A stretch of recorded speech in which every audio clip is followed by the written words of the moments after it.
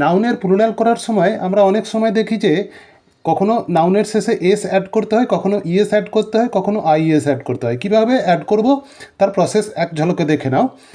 তা দেখবে যে নাউনের শেষে এস, এসএইচ, সিএইচ, এক্স এবং ও এগুলোর যে কোনো একটা থাকলে তাহলে তোমরা কি করবে না শেষে ইএস অ্যাড করবে। যেমন বাস, লাস্টে দেখো এস আছে তাই বাসেস হয়ে গেছে, অর্থাৎ ইএস যুক্ত হয়েছে।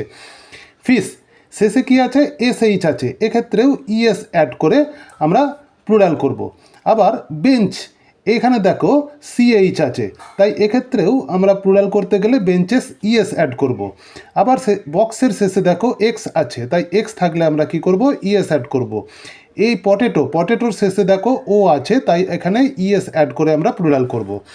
যেমন এফ এবং এফ ই এরকম যদি নাউনের শেষে থাকে তাহলে কি করবে না, যেমন এল ই এ এফ, লিফ, লিফ মানে কি পাতা, শেষে কি আছে এফ আছে, যদি এফ থাকে তাহলে কি করবে না এল ই এ ভিইএস অর্থাৎ ভিইএস অ্যাড করলাম শুধুমাত্র প্লুরাল করার জন্য। আর যদি শেষে এফ ই থাকে তাহলে কি করব না এল আই ভিইএস, লাইভস, অর্থাৎ এখানেও ভিইএস অ্যাড করলাম। যখন ওয়ার্ডের শেষে দেখবে যে এফ এবং এফই আছে তখন ভিইএস অ্যাড করে তোমরা প্লুরাল করবে। এছাড়াও হয় যেমন বয় থেকে আমরা করি বয়েজ, অর্থাৎ দেখো শেষে ওয়াই আছে এবং ওয়াইয়ের আগে কি আছে ভাওয়েল আছে, ওয়াইয়ের আগে যদি ভাওয়েল থাকে তাহলে বয় থেকে বয়েজ করতে গেলে শুধু এস অ্যাড করবে।